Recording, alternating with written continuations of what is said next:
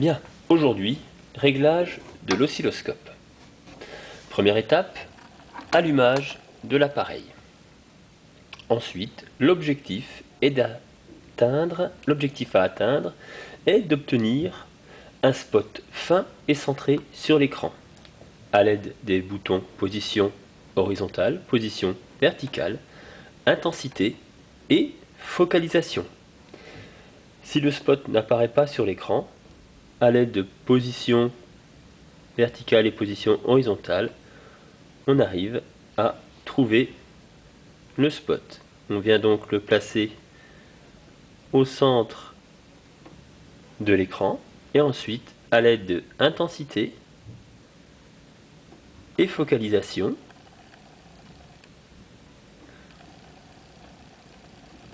on obtient un spot fin et centré. Bien. Étape numéro 2. Comment lire les caractéristiques d'un signal? On branche le fil noir sur la masse et le fil rouge sur la borne Y. Ensuite, on place le sélecteur de courant. On place ce sélecteur de courant sur tension alternative. On règle le bouton V-div, c'est-à-dire la sensibilité verticale, de façon à avoir une barre suffisamment haute qui occupe un maximum de place sur l'écran. Ensuite, à l'aide de la sensibilité horizontale, le bouton T-div, on va modifier la sensibilité horizontale de façon à obtenir une courbe à l'écran. On peut à ce moment-là augmenter l'intensité pour avoir un meilleur contraste.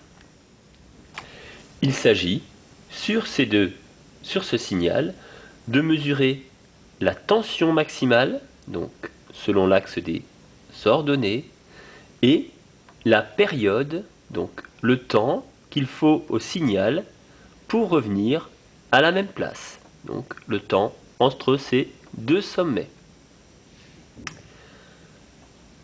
On peut, pour faciliter la mesure, déplacer le signal à l'aide du bouton position horizontale. On mesure ainsi 1, 2, 3, 3,6 divisions pour une sensibilité verticale, donc de 0,5 volts par division. Donc 0,5 volts par division pour 3,6 divisions. Bien, pour mesurer maintenant la période, on va déplacer le signal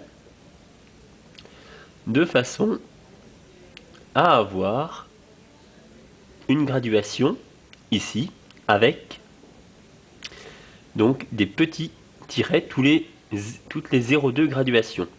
On compte ainsi 1, 2, 3, 4, 5, 5,6 divisions avec une sensibilité horizontale de 0,2 millisecondes, donc 0,2 multiplié par 10 puissance moins 3 secondes.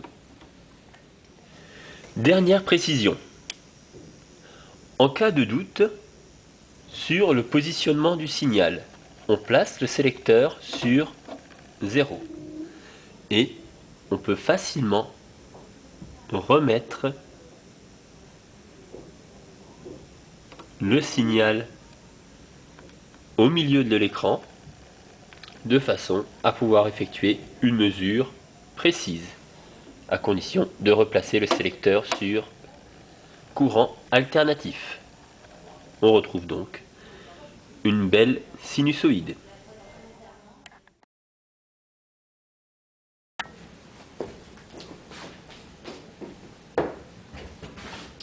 On reprend donc les résultats. La sensibilité verticale pour avoir la tension maximale était de 0,5 volts par division. On a mesuré 3,6 divisions. Ainsi, la tension maximale, U max, est de 1,8 volts. Ensuite, pour mesurer la période, nous avons trouvé une sensibilité horizontale à 0,2 millisecondes, c'est-à-dire 0,2 multiplié par 10 puissance moins 3 secondes, et compter un nombre de divisions de 5,6. Ainsi, la période T est de 1,12 multiplié par 10 puissance moins 3 secondes.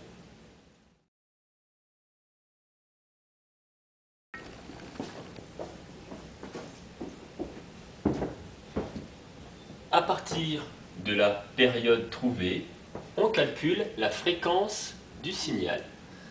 La fréquence du signal est obtenue par l'inverse de la période exprimée en secondes. On obtient donc ainsi 1 divisé par 1,12 10 puissance moins 3, c'est-à-dire 893 Hz. On a ainsi donné toutes les caractéristiques du signal. Tension maximale, période du signal et fréquence du signal.